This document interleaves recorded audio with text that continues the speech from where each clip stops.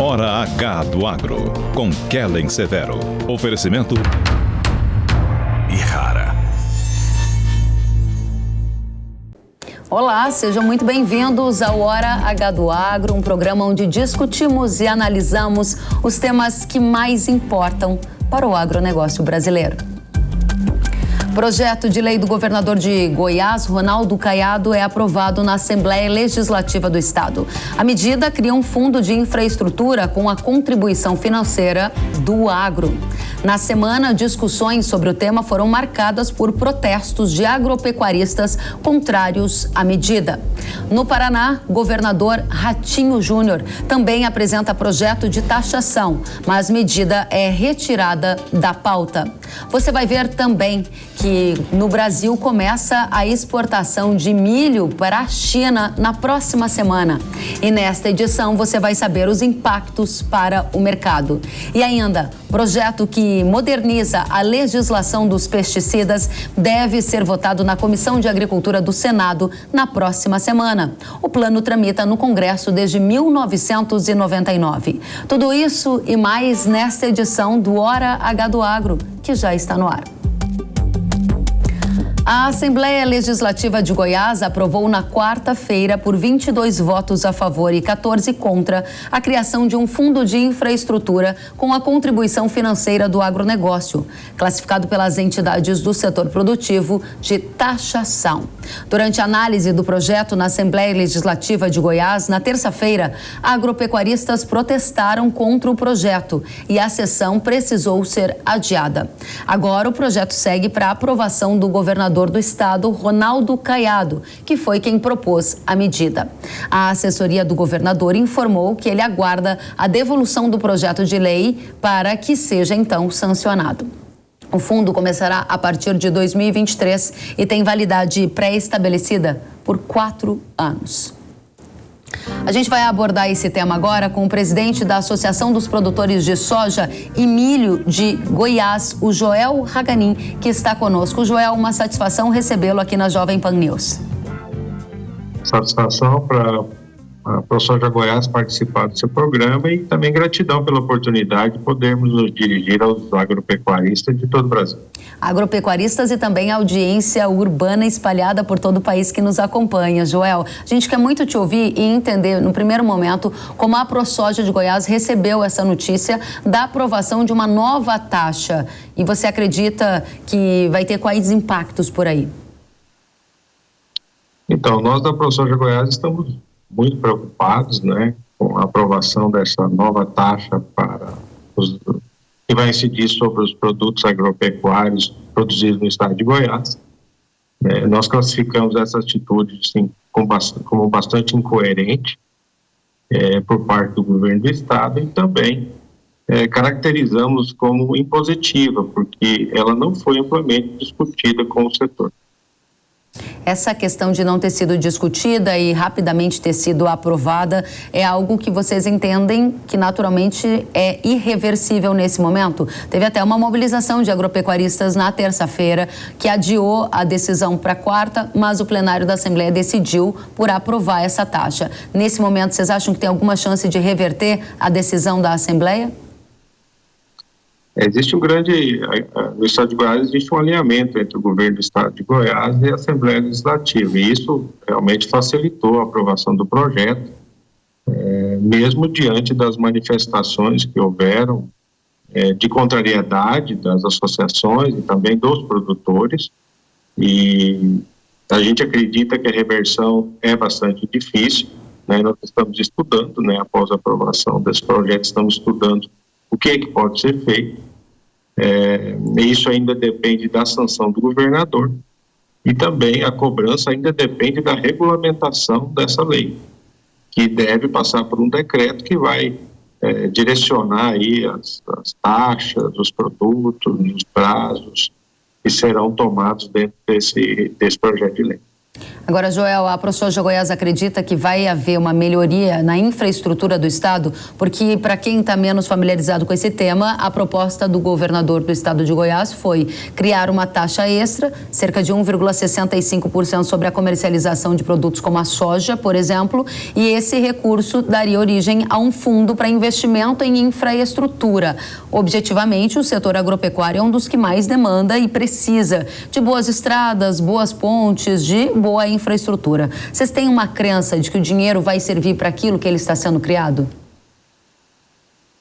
Olha, existe uma descrença muito grande em relação a isso, porque, primeiramente, não foi discutido com o setor, né? Esse eu acho que é o ponto principal, né?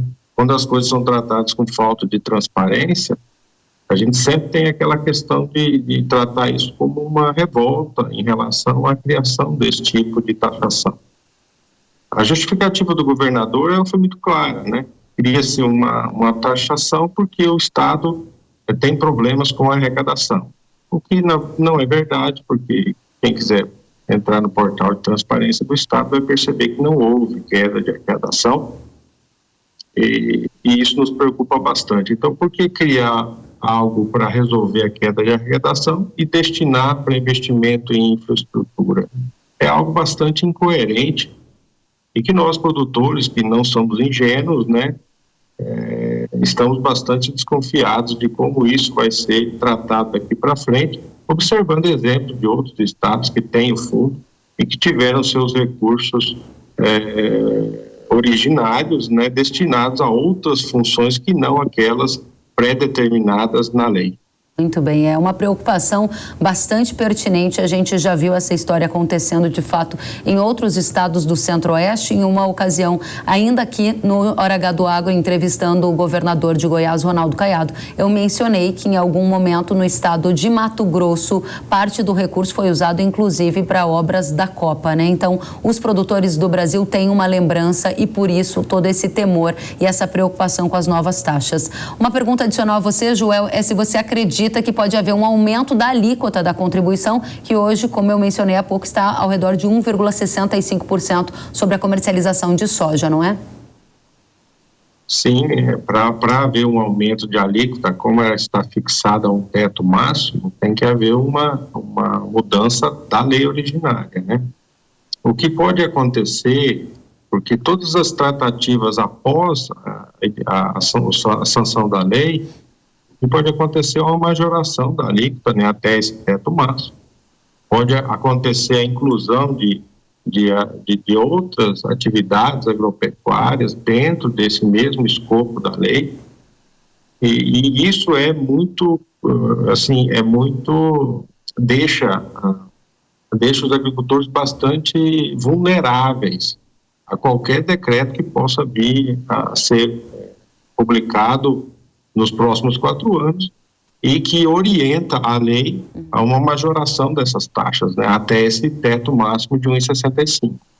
Aí está a grande questão, né, como se nós tivéssemos, através dessa lei, dado um cheque em branco ao Poder Executivo para que ele manobre a lei de acordo com as suas necessidades. É realmente um grande desafio para o setor agropecuário, que é, na essência, um setor produtor de alimentos. A gente torce que o recurso vire infraestrutura de alta qualidade no estado de Goiás, um estado tão pujante e que tem uma força relevante do agro, colocando a mão na economia. Agradecemos Joel Haganin, presidente da Associação dos Produtores de Soja e Milho de Goiás, a ProSoja Goiás. No Paraná, o governador Ratinho Júnior apresentou em regime de urgência na Assembleia do Estado um projeto de lei parecido com esse de Goiás, que também cria um fundo em infraestrutura logística com recursos do agronegócio. A proposta afirma que, se produtores rurais quiserem continuar com benefício fiscal concedido sobre ICMS, o setor terá que realizar uma contribuição financeira para o fundo. Após pressão do setor agro, a medida foi retirada da pauta da Comissão de Constituição e Justiça da Assembleia Legislativa. A proposta previa uma contribuição para produtos como soja, milho, trigo, açúcar, mandioca, pecuária, bovina, suína e avicultura. Nós convidamos o governador do Paraná, Ratinho Júnior, para uma entrevista aqui no Hora H do Agro, mas fomos informados de que ele não poderia participar. Sobre a retirada de pauta do projeto na Assembleia, a assessoria do governador afirmou que isso aconteceu para que a discussão sobre o tema fosse ampliada com o setor agropecuário. A Federação da Agricultura e Pecuária do Paraná, a FAEP, comemorou a retirada do projeto da pauta e afirmou, por meio de nota, que o plano acabaria taxando os produtores rurais do estado. A entidade afirmou que o setor em nenhum momento foi ouvido e que um estudo preliminar apontava um custo dessa medida entre 1,5 bilhão e 2 bilhões de reais. Já a Associação Brasileira dos Produtores de Soja e Milho do Paraná, a AproSoja Paraná, disse que, se aprovada, a proposta seria considerada uma traição da classe política ao setor rural. A entidade afirmou ainda que haveria impactos diretos na população e diminuição da rentabilidade do produtor, o que pode provocar retração da atividade, possível corte de postos de trabalho e preços dos alimentos mais caros. Nesta semana, o governador do Distrito Federal, Ibanez Rocha, convidou todos os governadores eleitos de outros estados para um encontro com Lula, que deve acontecer no dia 7 de dezembro. Do lado dos governos, há expectativas de que a perda de arrecadação com as desonerações do ICMS sobre combustíveis e energia elétrica seja um dos temas abordados neste encontro. Já do outro lado, Lula quer um pacto com os governadores eleitos para avançar sobre o tema reforma tributária, uma das promessas da campanha eleitoral dele. Para analisar este tema, eu recebo o sócio fundador da VBSO Advogados e professor do INSPER, Paulo Vaz. Paulo, seja muito bem-vindo ao Hora H do Agro. Como vai? Bom? Muito bem, obrigada pela sua presença. Professor Paulo, gostaria de começar então falando de reforma tributária. No plano do governo, o Lula cita que ele vai propor uma estrutura tributária que ele chamou de mais simples e progressiva, onde, segundo ele, os pobres serão colocados outra vez no orçamento e os super ricos vão pagar mais impostos. Em outro trecho, ele fala sobre um aperfeiçoamento da tributação, desonerando progressivamente produtos com maior valor agregado. A minha pergunta é: que tipo de reforma tributária nós podemos esperar do governo eleito? Bem, acho que a gente precisa se situar um pouco no tema, considerando que nós já temos duas propostas de emenda constitucional com discussão bastante avançada no Congresso, e nós temos, em paralelo, um projeto que era do governo Bolsonaro de fazer uma reforma infraconstitucional através da modificação da legislação do imposto de renda e de alterações pontuais, né? Em relação às propostas de emenda constitucional, nós temos aí a PEC 45 e a PEC 110, a PEC 45 no estágio mais avançado de discussão. Agora, as duas, elas reeditam, né? Elas trazem de volta fórmulas de simplificação do sistema tributário, sem alteração da estrutura efetiva de arrecadação, ou seja, o Estado vai continuar sendo financiado ainda em grande parte com arrecadação oriunda de tributos sobre o consumo, ao invés de optar por um modelo de tributação da renda, que é como ocorre nos países mais desenvolvidos. E a proposta que o governo pode, através de sua iniciativa, trazer, ela não vai ter o condão de ser tão profunda, né? Porque, como ela é infraconstitucional, o máximo que ela vai poder conseguir é simplificar relativamente o sistema e aperfeiçoar a parcela relativa à tributação do imposto de renda, com a criação da tributação de dividendos e tudo mais, porque eu acho que é isso que vai continuar. Eu acho que o governo Lula vai pegar a forma de bolo do projeto já aprovado no governo Bolsonaro e dar o tom, a cara do PT, do novo governo para ele. É isso que eu acho que a gente pode esperar. Muito bem, professor. O senhor fala em simplificação e esse é um ponto que eu gostaria de avançar, porque na última semana uma reportagem do G1 revelou que integrantes da transição de governo e do Tribunal de Contas da União, eles têm defendido uma revisão dos benefícios tributários. E um dos possíveis setores que estaria também na mira é o agro, né? Você vê chances do novo governo retirar benefícios fiscais? Esse risco é alto, é baixo? Até para a gente conseguir aqui uma comunicação bastante clara com a nossa audiência, o senhor falou de simplificar. Se simplificar nesta reforma tributária, isso significa retirar benefício fiscal e isenção fiscal de vários setores, não somente do agro? Eu acredito que esse seja um caminho imaginado, né? Quer dizer, quando a gente olha para as propostas de emenda constitucional, que dependem menos do executivo e mais do legislativo para passarem, a gente percebe que o sistema acaba com vários impostos e meio que renomeia alguns deles. Então, o ICMS passa a se chamar IBS e o que hoje a gente conhece como IPI passa a se chamar de imposto seletivo, e acaba-se com PIS, COFINS, uma série de outros tributos. O setor agropecuário fica preocupado com relação a essas mudanças porque em situações anteriores de modificação da carga tributária, por mais que tenha havido compromisso por parte da classe política de manutenção da carga sem aumento, o que aconteceu no fim do dia foi um aumento. É só olhar para a introdução do PIS/COFINS não cumulativos, lá no final do governo Fernando Henrique. Ele também percebeu a dificuldade de fazer uma reforma constitucional mais ampla e fez uma mini reforma. E a maior contribuição dele para esse processo foi deixar o PIS/COFINS não cumulativo e aumentou de maneira absurda a carga tributária de um modo geral da atividade econômica no Brasil.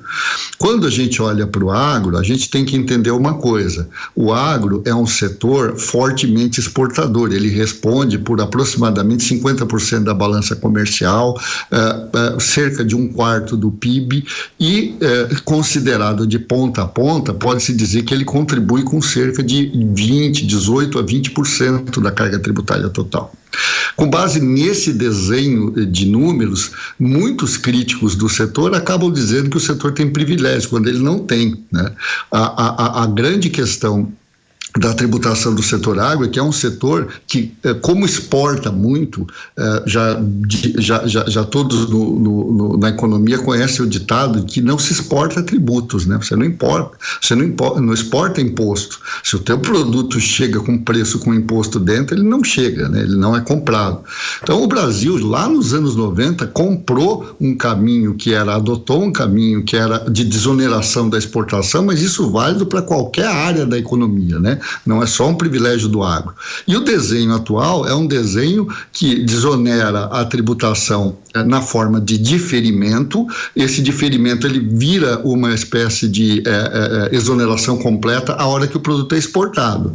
O Brasil acompanha boa parte do que faz a União Europeia. A Constituição norte-americana tem no seu texto constitucional a proibição de tributação de produtos exportados. Então, qualquer medida que seja adotada por parte do governo ou através da negociação com o Congresso, ela não deveria ir na linha da tributação do agro, até porque o tributo que mais pesa para o agro é, sem dúvida, o ICMS, e essa é uma questão estadual, não está na alçada do governo federal fazer isso. Eu até vi no começo da chamada de vocês aí as notas dando conta de que os estados têm procurado cobrar contribuições. O Paraná tentou, acabou de desistir, né? Não sei se você vai querer falar um pouco disso, mas são todas tentativas de mudar uma coisa que não foi concebida assim para privilegiar o setor, mas sim acompanhou uma tendência que é internacional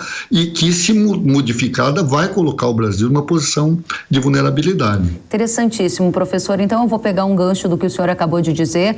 Primeiro aspecto sobre reforma tributária de um novo governo, do governo Lula. Você disse que há um risco do ponto de vista de simplificação que pode gerar um aumento de carga tributária com a retirada de benefícios fiscais ou isenções fiscais para vários setores da economia, entre eles o agro. O segundo aspecto que o senhor detalha aqui para a gente é que boa parte dessa pressão de aumento de impostos viria mais por parte dos estados. E aí eu gostaria sim de pegar a sua contribuição e aprofundar neste tema. Nós já vimos a criação de uma taxa extra em Goiás nesta semana, uma tentativa de uma criação de uma taxa extra para um fundo de infraestrutura no Paraná, e sabemos que outros estados estados, a exemplo de Mato Grosso, já tem taxas nesse sentido. Objetivamente, a minha pergunta é: qual é o risco de outros estados brasileiros replicarem este mesmo modelo? É um risco alto, médio, baixo, que o senhor vê para o futuro do ponto de vista de impostos vindo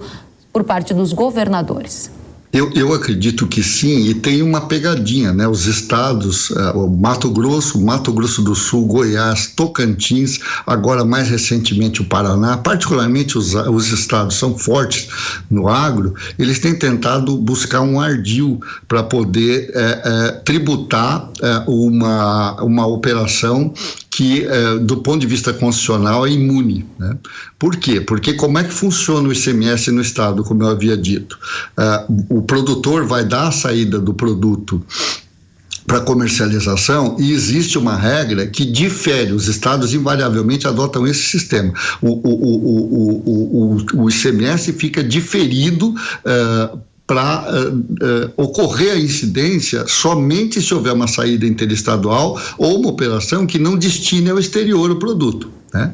Esse diferimento é tido pelos estados como um benefício fiscal, quando, na verdade, ele só faz aperfeiçoar a regra constitucional de imunidade. Se você exportar um alfinete, você não paga nem ICMS, nem IPI, nem PIS/COFINS. Se você exportar carne, você também não vai pagar. Se você exportar soja, você também não vai pagar. Então, não tem privilégio aí, é só um tratamento uníssono para toda a economia.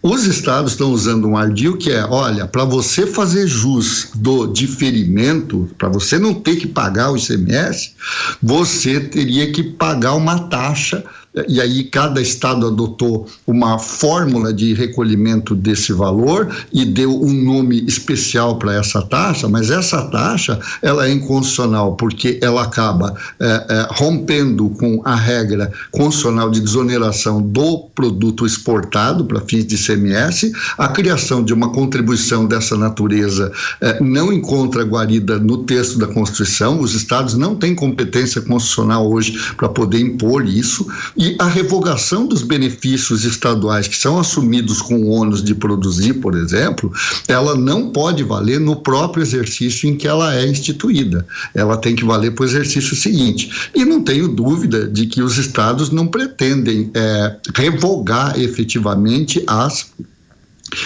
suspensões, né, o diferimento do ICMS, mas a imposição da taxa é um custo que deve ser contestado pelo contribuinte, no meu modo de ver, com grande chance de êxito no judiciário, porque ela é absolutamente inconstitucional, mesmo que os outros estados copiem, e eles estão copiando, você percebe que a fórmula é a mesma, um estado desenvolve um caminho e os outros vão atrás. O contribuinte deve se insurgir ou setorialmente ou individualmente contra isso, para obter do Supremo Tribunal a declaração da inconstitucionalidade dessa situação.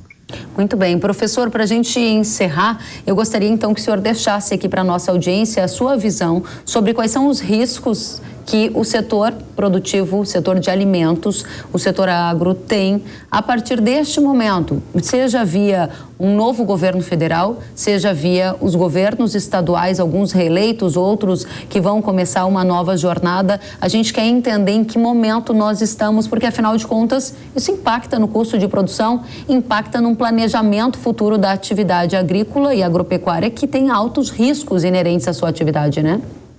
Pois de novo, a gente precisa separar o debate ideológico, né? Infelizmente, existem críticas que não vêm da questão técnica, elas vêm com uma perspectiva ideológica, tentando identificar o agro como um setor privilegiado. Como eu já expliquei, o agro só acompanha, na sua forma de tributação, aquilo que vários países do mundo praticam.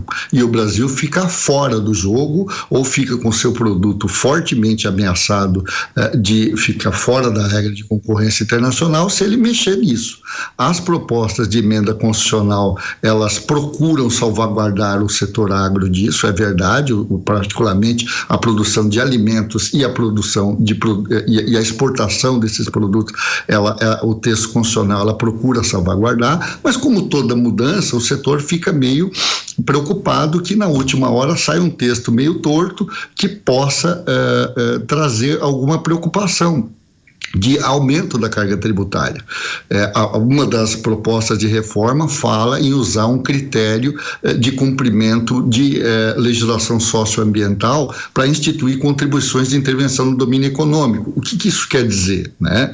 Quer dizer que algum produto do agro que use um defensivo agrícola deva ser mais tributado por conta desse critério. Então, o agro tem que estar de olho nessas coisas para evitar que aquilo que, se não é perfeito, pelo menos hoje está funcionando bem e não deve ser modificado. No nível estadual, as ameaças nós estamos sentindo aqui nesse debate como elas são. O Estado, ao invés de fazer a reforma, ao invés de olhar melhor para a sua estrutura, ele procura aumentar a arrecadação, seguindo o exemplo do que a Argentina já está fazendo, e a gente está vendo o que está acontecendo na Argentina, né? A Argentina está tributando a exportação, que é uma coisa que vai na contramão da regra de qualquer estabilidade econômica. Se você não tem saldo de balança comercial, a sua moeda é desacreditada e a economia toda fica vulnerável. Então, manter o nível de exportação é bom, e para manter o nível de exportação tem que se combater essa tentativa de tributar o produto do agro. Muito importante. Professor, eu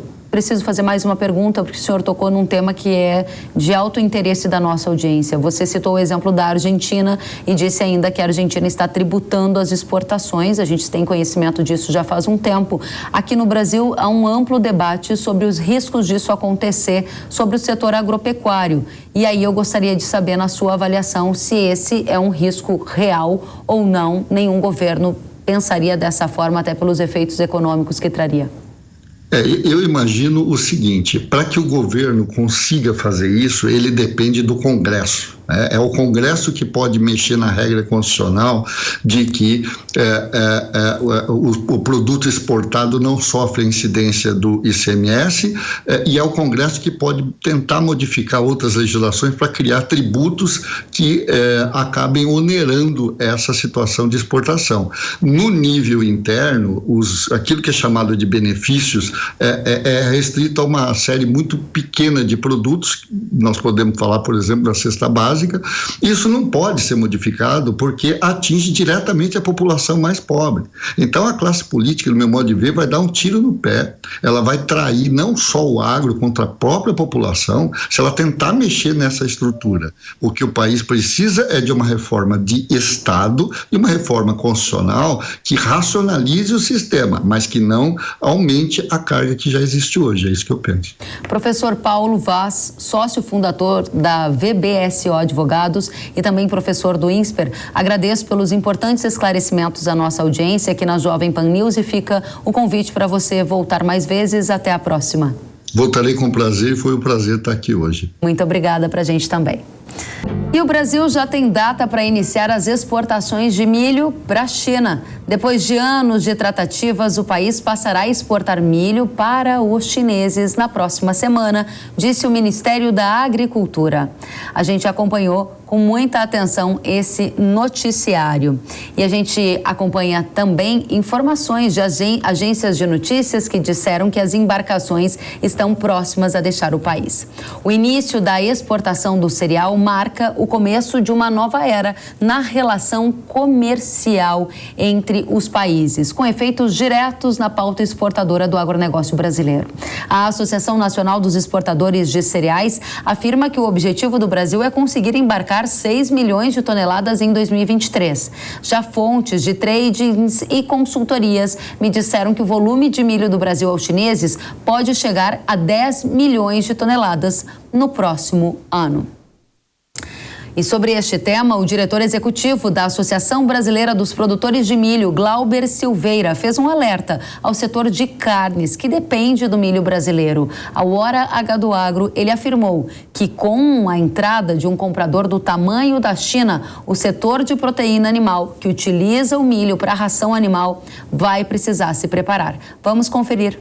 Isso traz consequências, sim, um alerta, principalmente para o setor de carnes do Brasil, que eles comecem a olhar já esse mercado também, que é muito importante, porque o Brasil, o produtor de milho, ele produz para vender, seja para a China, para o Irã, para o Egito ou para o mercado interno. Então, mas quando você tem um comprador tão agressivo como é o caso da China, é importante, por exemplo, o setor de carnes estar atento, né, e começarem a buscar fazer o contrato, aquilo que nós da Abramilho já viemos falando várias vezes, que é a importância dos compradores internos do mercado de carne se antecipar, fazer contratos antecipados, porque isso dá uma garantia, uma segurança para o produtor brasileiro também, porque ele não pode simplesmente plantar o milho, adquirir seus insumos, plantar o milho e ficar com esse mercado aberto. Então, por isso, a China lá entra, é um mercado mais agressivo, veja o que ela faz na soja, então, realmente é importante trazer esse alerta para o mercado de carnes.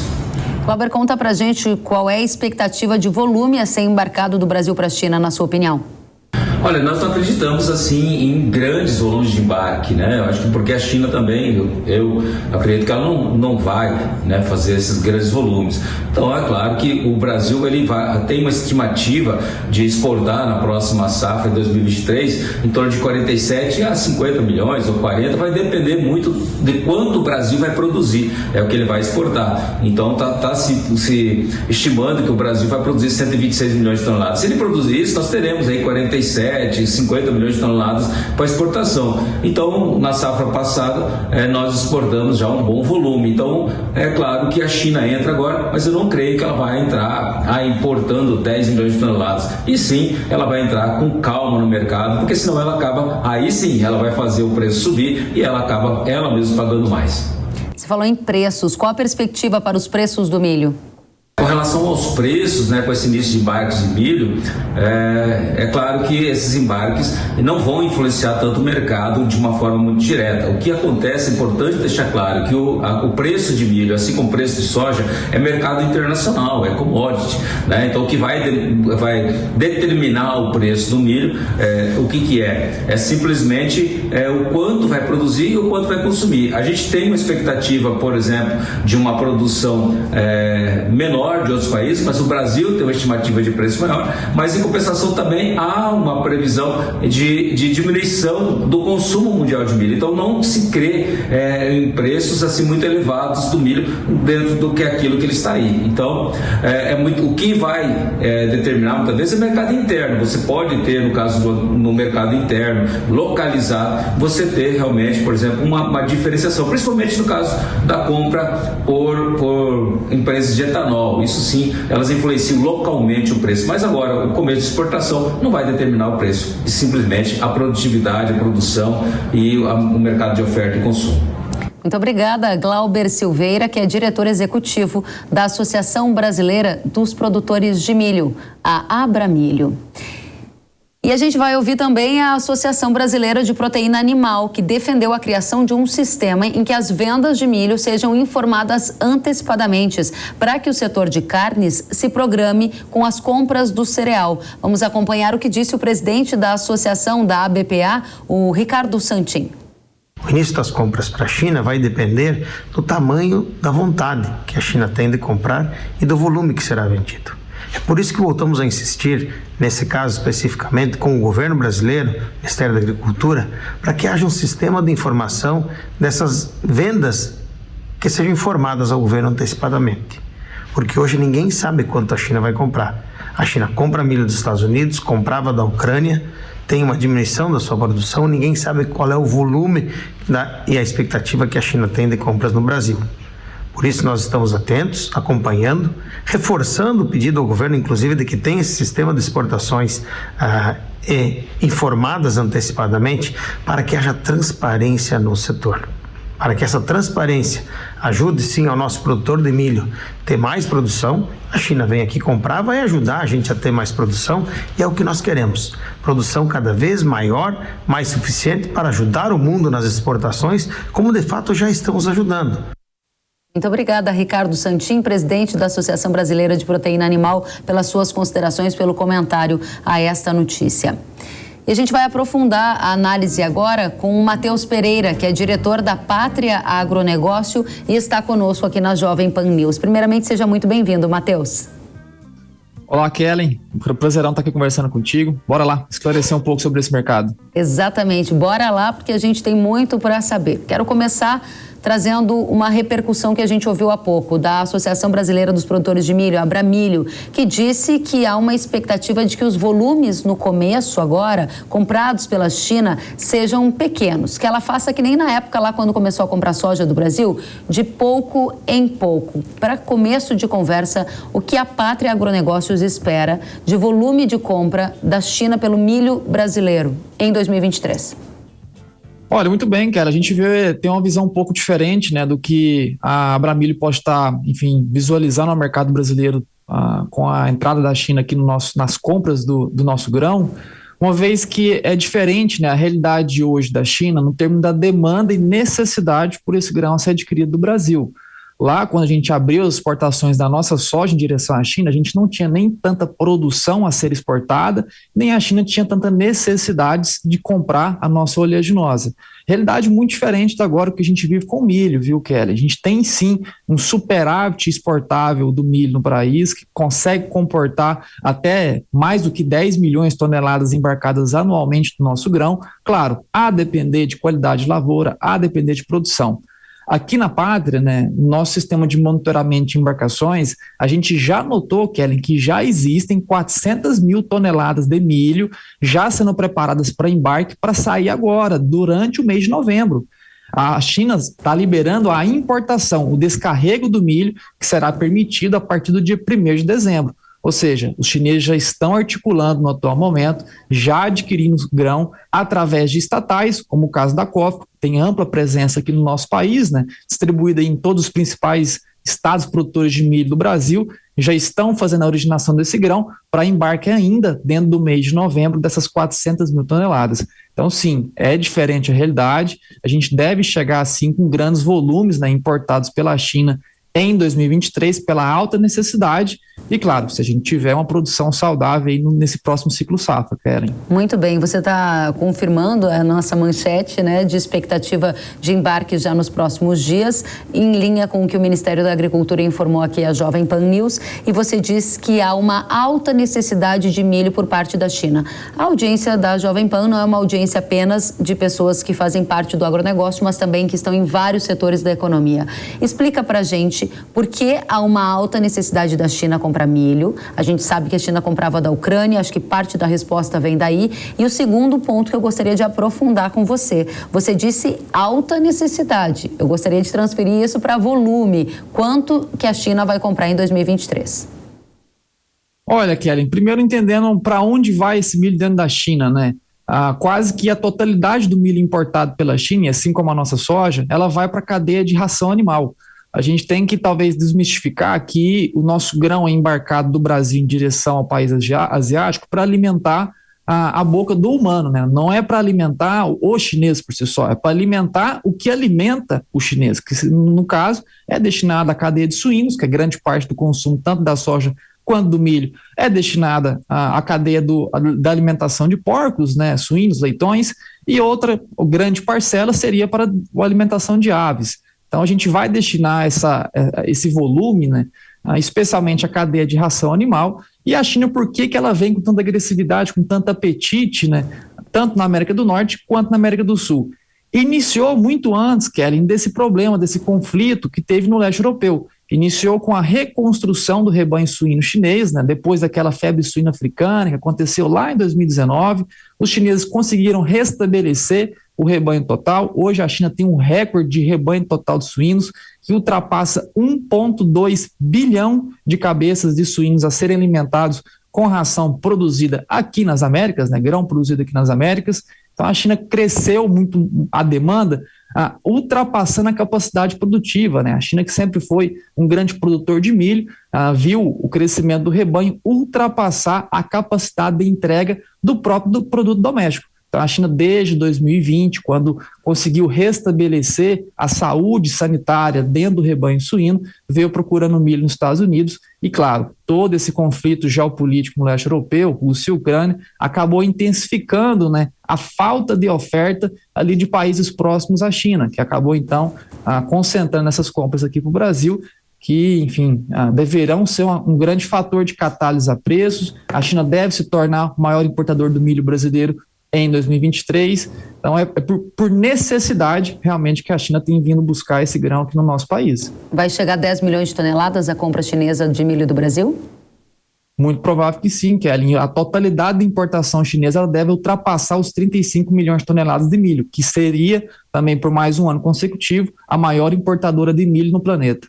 Sabe que a gente está especulando aqui, né, sobre quanto a China vai comprar de milho. Você disse que pode chegar a 10 milhões. Eu conversei com fontes da ANEC nestes últimos dias que me disseram que os Estados Unidos vendem cerca de 12 milhões de toneladas para a China. Os Estados Unidos são um dos maiores produtores de milho do mundo.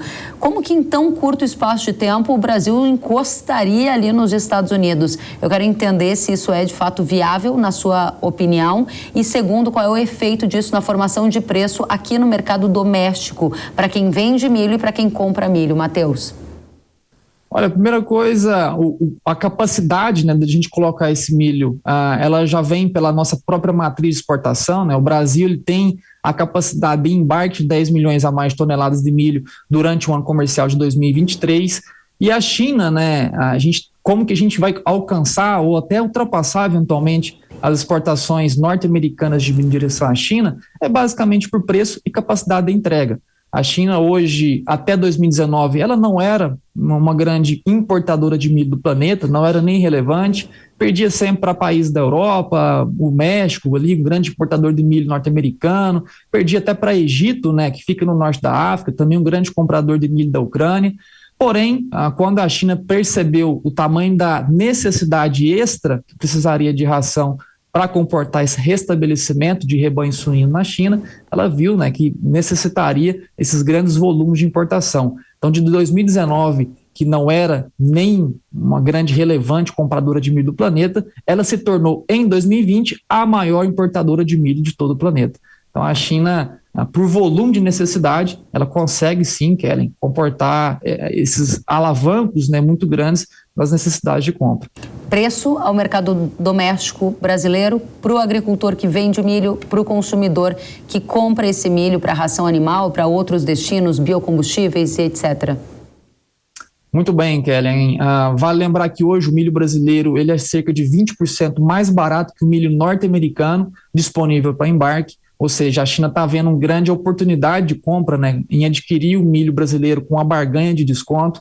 Quando a gente trata ali de embarques a partir de 2023, janeiro, fevereiro, o desconto do Brasil chega a 12%, 14% sobre as ofertas norte-americanas, então temos um milho muito mais barato. Essa diferença, Kellen, com a entrada da China, ela tende a diminuir, né, o que vai alavancar os preços aqui dentro do nosso Brasil, né, encarecendo também o produto ao consumidor doméstico, né, que também vai competir com os chineses pelo milho para a origem, né, para fazer a ração animal. Então, muita atenção aí ao pecuarista para 2023, com potencial encarecimento da ração decorrente dessa demanda, né, concentrada para a China.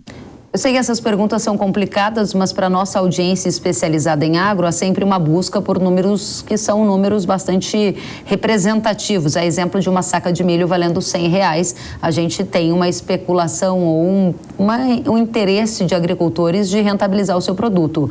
Existe essa chance apenas pelo fato da China entrar como comprador ou não? Os mercados se equilibram, a produção aumentaria e você não enxerga essa possibilidade porque também é uma angústia do comprador na parte de cadeia de carnes, por exemplo, Matheus?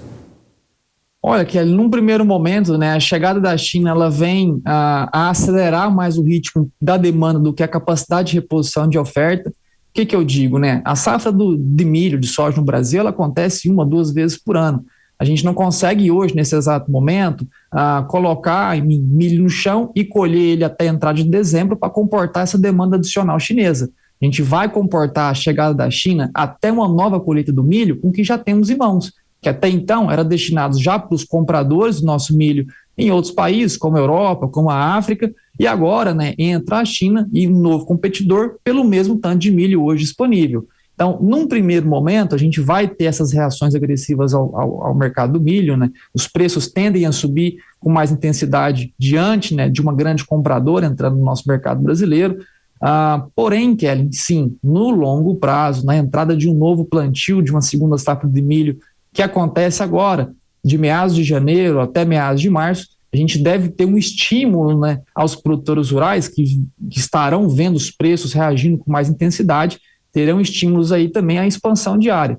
Então, o produtor rural que vai colher a tua safra de verão ali no início de janeiro até meados de março, vai tentar também expandir, tomar mais risco, expandir a área de milho para comportar esse crescimento de oferta. Então, o efeito imediato é de alta, porém, no longo prazo, o mercado sempre se equilibra. Matheus, a chegada da China ao mercado brasileiro comprando milho do Brasil pode ser um estímulo à produção. Você já disse isso. Para qual volume a gente está indo? Você acredita que de fato vai aumentar a área, vai aumentar a produção? Você já nos deu uma pista na sua última resposta. Com toda certeza, Kelly, até porque os preços dos insumos, né, para essa nova safra de milho vem numa contração muito acelerada, né? A gente teve aí fertilizantes caindo quase pela metade dos preços exercidos há 3, 4, 5 meses atrás, o que é também um estimulante, né? O produtor que está vendo uma demanda agressiva sendo construída pelo milho, juntamente com a redução de custo por parte da queda dos fertilizantes, né? Especialmente nitrogenados, que são os fertilizantes mais usados aí na produção do milho. Então, sim, essas 126 milhões de toneladas é totalmente capaz de ser alcançadas, né, classificando aí uma nova safra como uma safra recorde no Brasil de milho. Muito bem, Matheus, para a gente encerrar, o que é importante que a nossa audiência brasileira saiba da significância desse momento do milho abrindo a fronteira do mercado chinês, se isso vai significar alguma revolução com impactos, por exemplo, na economia brasileira, já que o agro, ele representa cerca de 25% do PIB nacional. Se a gente ganha espaço em novos mercados, isso também vai ser sentido em efeitos para a economia brasileira, na sua avaliação? Com toda certeza, Kelly, e a entrada da China, né, na nossa visão, sempre é uma entrada muito agressiva, né? É um país que tem um apetite muito grande por commodities, né? Não só as agrícolas, mas aqui no Brasil, sendo grandes produtores de commodities agrícolas, né, a gente deve sim se beneficiar muito. A gente deve até ver ao longo prazo, Kelly, uma reaceleração do crescimento de área do milho verão no nosso país. Milho verão que foi sendo deixado de lado ao longo dos últimos anos por parte de uma demanda chinesa que demanda muito mais soja do que milho no atual momento e, claro, a gente conseguiria comportar parte da produção do milho hoje numa segunda safra, pós-colheita de uma safra verão de soja. A gente deve ver ao longo prazo também a expansão dessa área de verão do milho contra a tendência do que já foi observado nos últimos 10 anos, Kelly.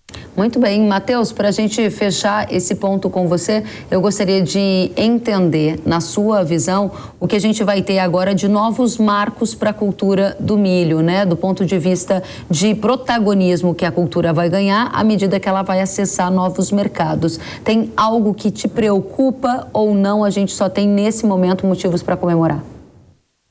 Olha, Kelly, preocupa, né, quando a questão é a indústria brasileira. A gente viu também nos últimos 5 anos a indústria, né, de consumo do milho, especialmente para etanol, ali na BR-163 Sul, né, para grande parte ali da região centro-sul do Mato Grosso, uma indústria, né, que tem crescido com muita aceleração, tem consumido cada vez mais milho doméstico no país, evitando, né, deixar essa oferta disponível realmente para exportação. A exportação, no primeiro momento, é um grande competidor com a indústria brasileira, porém a gente vai precisar desses incentivos de preços, né? O mercado sempre tende ao equilíbrio, viu, Kelly? Nesse primeiro momento, a gente vai ter uma demanda maior que vai acabar acelerando os preços, colocando lá em cima, talvez apertando as margens, né, da indústria, né, consumidora dentro do nosso país. Porém, no longo prazo, a gente estimula o produtor rural a colocar mais oferta e comportar tanto o consumo dentro do Brasil quanto aquele lá fora. Então, sim, no longo prazo, é favorável à economia do Brasil, com toda certeza. Para a gente conectar com uma das discussões aqui do Hora H do Agro desse fim de semana, a gente falava há pouco sobre riscos de impostos, né? Você está em Goiás, se eu não estou enganada, e isso significa que você acompanhou o debate no setor de uma nova taxa que vai ser paga pelos agropecuaristas. Há uma grande preocupação de eventualmente haver uma taxação às exportações. E isso poderia minar toda essa projeção que estamos aqui colocando ou não?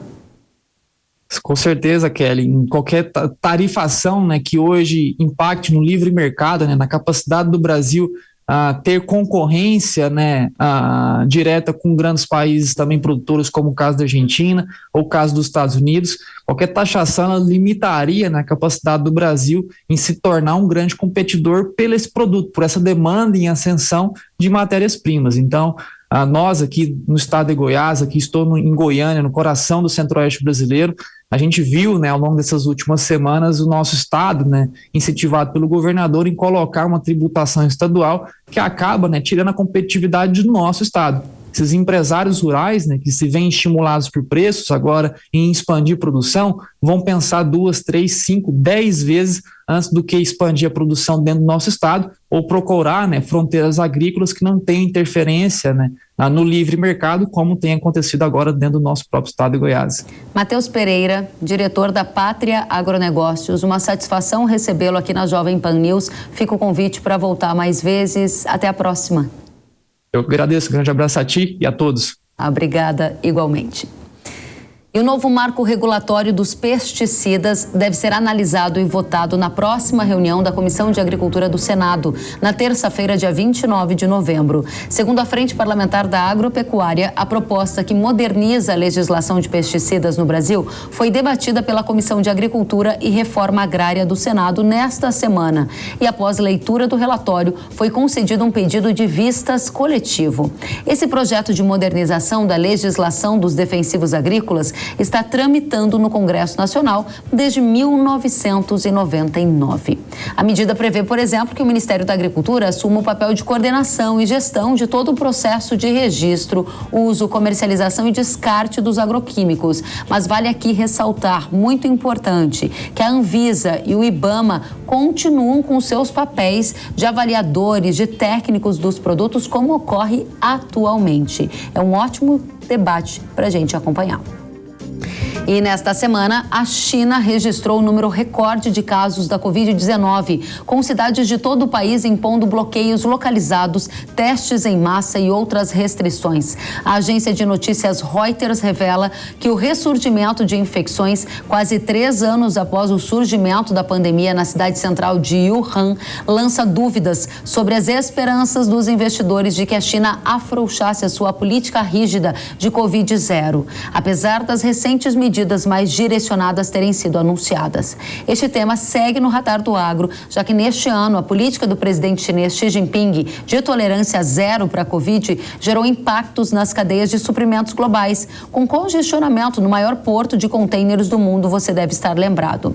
Não é o caso que ocorre neste momento, mas vale ficarmos atentos como vai ser a condução de controle dessa doença por lá para eventuais impactos ao setor agropecuário aqui. E agora eu tenho um recado para você. A temporada de caça começou. Você já está preparado? Em época de alta incidência do bicudo, do ácaro, rajado, do pulgão e da ramulária, todo cuidado é pouco. E só mesmo um parceiro imbatível para exterminar as pragas e a doença do algodão. Chaser é a solução Yara com ação inseticida e fungicida, que vai munir a sua lavoura com a mais alta proteção de uma tecnologia exclusiva no país. A solução mais temida pelas ameaças tem modo de ação exclusivo para o manejo de resistência e paralisa a alimentação das pragas imediatamente após a aplicação. Um bom caçador coleciona os seus feitos. E você? Quer mais uma safra de sucesso para a sua coleção? Então acesse yara.com.br ou o QR Code da tela e saiba mais sobre o exterminador da Yara. O Hora H do Agro fica por aqui. A gente se vê na próxima semana. Até lá.